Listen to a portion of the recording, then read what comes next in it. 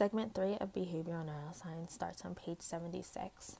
On page 76 through page 77, it goes through a sequence of events that occurs inside an axon terminal.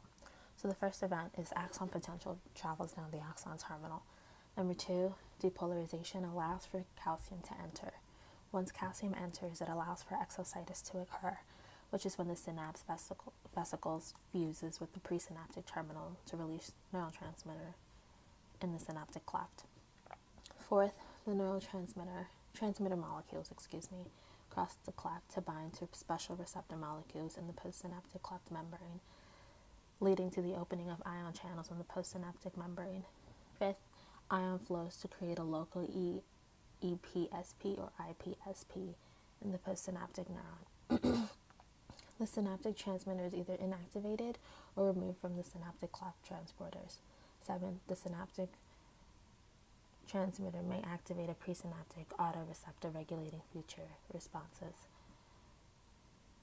In axon potentials cause the release of transmitter molecules into the synaptic cleft. It goes into greater detail about these sequences. So, for example, it explains that the calcium ions activate enzymes that allow for the vesicles to fuse with the membrane and discharge contents into the synaptic cleft. It also explains that the higher the frequency of the axon potential, the greater the influx of calcium, which allows for more transmitters to be dumped. It says that vesicles are about 50 nanometers and very complex protein machinery, which then it explains exocytosis and what it is, which I've explained prior.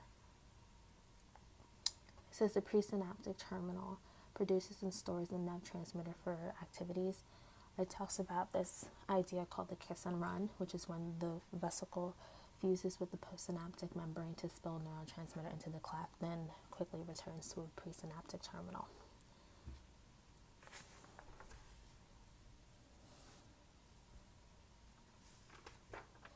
The next section is receptor molecules recognize transmitters.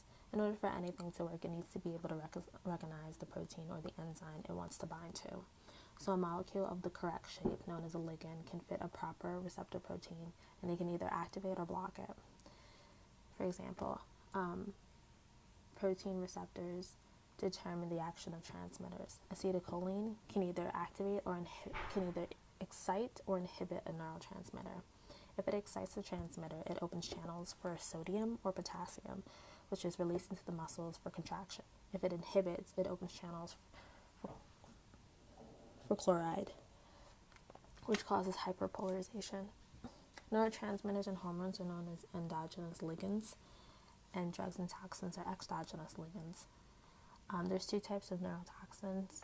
There's Curare, which blocks the acetylcholine receptor in muscles, and Bungar toxin, which also selectively blocks receptors, and those are known as antagonists. There's also a poison that mimics acetylcholine at synapses, which is